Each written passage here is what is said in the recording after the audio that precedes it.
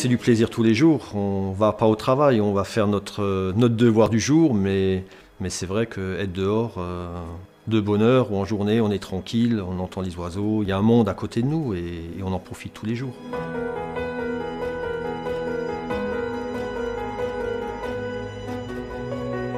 L'entreprise a été transmise de mon père à moi. Et à l'époque, production laitière, petite exploitation, pas de salariés, donc juste entreprise familiale. Dans les années 86, on a démarré la première production de fleurs. Et au fil des ans, on a essayé de remplir le calendrier de fleurs pour avoir des choses à produire et à proposer à nos clients tout au long de l'année. Nous avons plus ou moins 5 hectares de fleurs de plein champ, dont 2 hectares de pivoine. Les tulipes représentent environ 100 000 tiges, 1 hectare de tournesol, du glaïeul, du lys.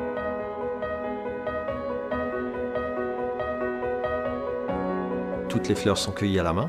Donc ça rentre du champ, c'est stocké en chambre froide. En même temps, on réalimente le magasin au plat 3 fois par semaine. On ne peut pas faire plus frais, circuit plus court, ça n'existe pas. Alors qu'on n'est pas une région à connotation production de fleurs, on a une qualité qui est quand même impeccable.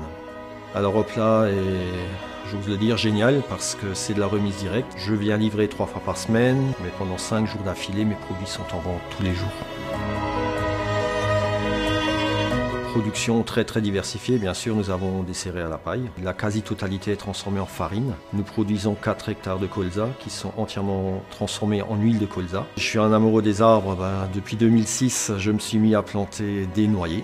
La production de noix en permaculture est une chose tout à fait naturelle. Sous les arbres, il y a de la végétation toute l'année. Depuis cette année, j'ai conclu un pacte oral avec un berger qui vient faire paître ses moutons. Tout le monde est gagnant dans l'affaire. J'ai 3 parcelles qui ont été plantées en agroforesterie, ce qui me permet de continuer d'exploiter entre les lignes, le temps que les charpentières se forment. Et comme je ne cultive que du blé et du colza, les 2 cycles sont complémentaires. On récolte la noix, on la sèche, on casse pour faire des cerneaux. Depuis 2 ans, donc, on fait de l'huile. Et en prévision pour cette année, il y a de la confiture de cerneaux de noix et peut-être une pâte à tartiner à base de noix. Mais c'est vrai que l'envie d'aller toujours au plus loin de la transformation est une envie constante et c'est le but. C'est pas juste produire de la matière brute, mais d'aller jusqu'au bout.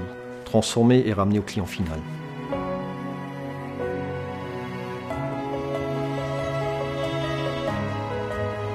Depuis 20 ans, on n'a jamais arrosé. Depuis 2-3 ans, on réfléchit, donc on a installé le premier système de goutte à goutte. L'eau se fait rare. Pour l'instant, l'Alsace est bien pourvue, mais les années à venir, autant ne pas la gaspiller. Prendre le bon choix dès le début. On cultive 1 hectare de courge avec une quinzaine de variétés. On a une variété de courge qui s'appelle la courge Cobra.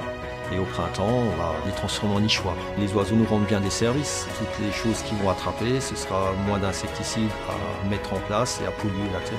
Donc autant se servir de tous les éléments autour de nous pour faire du travail en commun.